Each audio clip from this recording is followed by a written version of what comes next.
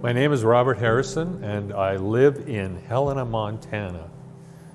I became an artist sort of through osmosis, I would say. In my family, I just happened to be born into a family that has a lot of artists in it, musicians, theater people, and visual artists.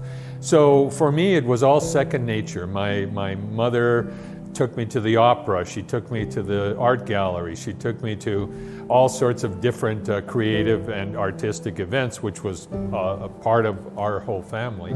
I do have many specific influences, and I would put architecture, the field of architecture, at the top, because that's really what influences my everyday observation of life. The art that's on exhibit here was created over about a 10-year period, essentially the last 10 years. A lot of this exploration that you see in the gallery here was work that was generated by a trip to Germany, to Dresden, Germany. I've always been interested in using porcelain, which is the pure white, beautiful clay that everyone knows.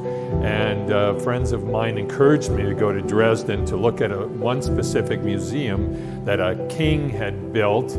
This is hundreds of years ago, but he was a person who was became infatuated with Chinese porcelain, blue and white Chinese porcelain, and was so infatuated, in fact, that the story goes he was trading portions of his army for Chinese vessels, Chinese pots. And that was too good a story to pass up not researching, so my wife and I made a trip to Dresden and learned so much about it, came back to Montana, and I just had to do something. So the piece behind me, you see here, the large gold arch, was the piece that basically I got all my creative juices from that trip instilled into that specific piece. Why porcelain? Porcelain I'm infatuated with because it's a white-based material.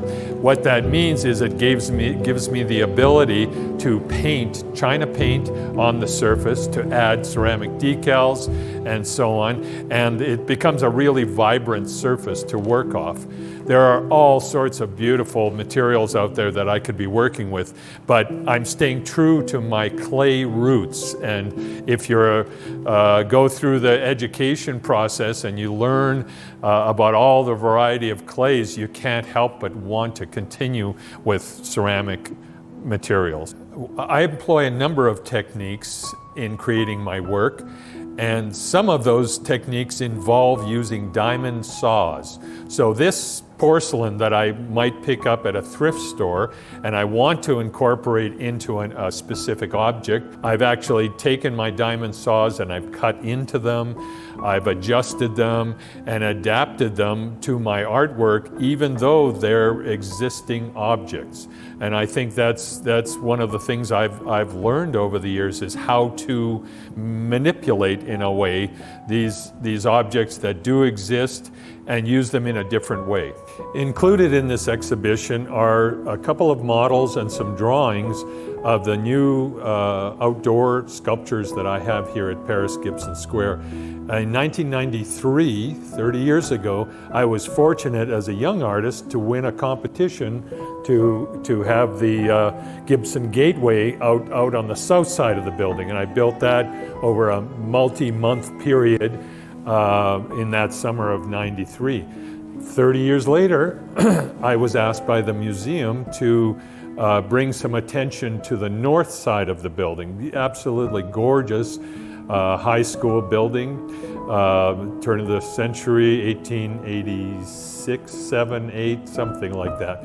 And I love the architecture, and my response was to create two large-scale house forms, one out of steel that was powder-coated bright red, and one out of aluminum that's a skeletal form of that same house form. And I've been making house forms for, I'd say, the last 20 years probably. It's the ubiquitous form of a house, and they're everyone around the world, all people respond to that form and shape.